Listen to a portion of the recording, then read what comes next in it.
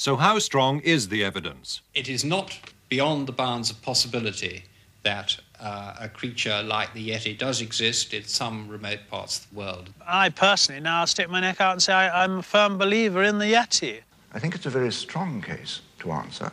Having eliminated bears in my own mind, I can find no other explanation but that there is an unidentified creature still to be discovered. It's noticeable that the hard evidence comes from Western visitors and consists mostly of photographs of footprints, which vary considerably. However, we do know that melting snow can play strange tricks. As for the Sherpas, their stories of the Yeti seem inextricably bound up with their religion, and it's hard to separate myth from reality. In America, however, the evidence for Bigfoot is much more straightforward.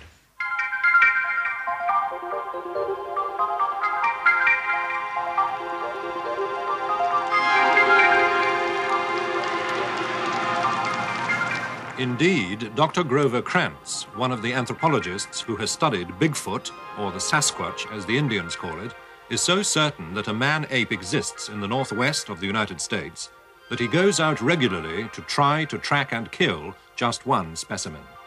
I'm convinced that these creatures exist for a variety of reasons.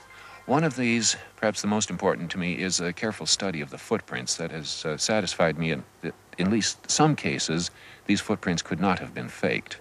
But more than that, there are sightings by reputable citizens, some by disreputable citizens, but the number of good sightings that seem to be unshakable is now numbering in the many hundreds that I am personally aware of, and they probably number in the thousands at least.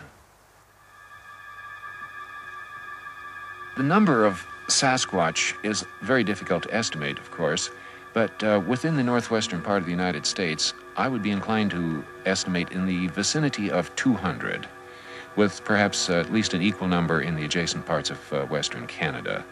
If there were fewer than that, then it does not seem to be a viable breeding population. Any more than that, I would think they'd be seen more often.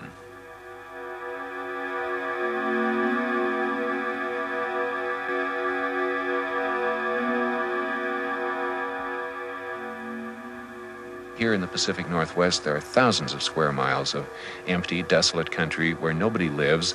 Almost never does anybody travel through it, and something like the Sasquatch could quite easily live here, being only occasionally seen, and no remains ever being found is not at all surprising.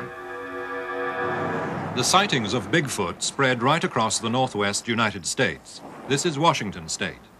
Sergeant Larry Gamache was driving home one night with his family and sister-in-law, Kathy.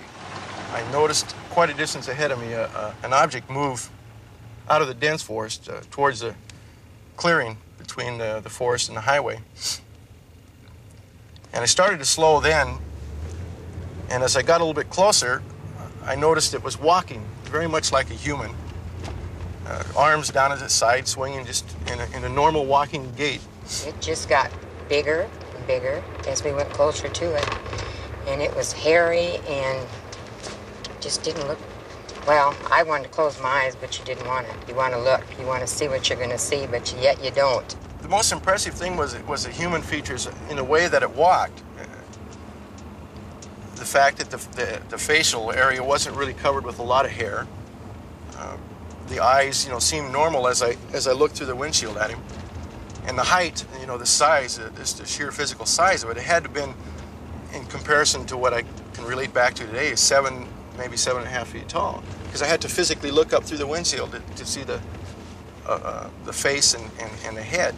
And I was in a pickup truck, so they sit up quite a bit higher than a car, so it was at least 7 feet, maybe 300, 350 pounds. Bigfoot now emerges often enough to get on television news. This is KFYR, Bismarck, North Dakota. It's here, in and around Little Eagle, South Dakota, where there have never before been any sightings of the so-called Bigfoot or Sasquatch, where the people of this small community are now becoming believers. There have been 17 sightings of the creature in the past month. The latest sighting was at the Shooting Bear residence on a bluff overlooking the town. Last Tuesday night, Hannah Shooting Bear saw the creature from her house while it was looking in the window of her daughter's trailer about 30 yards away. Elderly Hannah was the only one to see the creature, but her son-in-law is reported to have fired several rifle shots into the air after it had moved off. What do you think they ought to do about him around here? Kill him. He might hurt somebody. Despite that recommendation, the Bigfoot hunters want to keep him alive. Their plan is to lure him into an area where they can either take his picture or shoot him with a tranquilizer. They believe in the notion suggested by an outsider that Bigfoot is attracted to menstruating women. This bait consisted of some used feminine articles. Dennis Newman reporting from Little Eagle, South Dakota.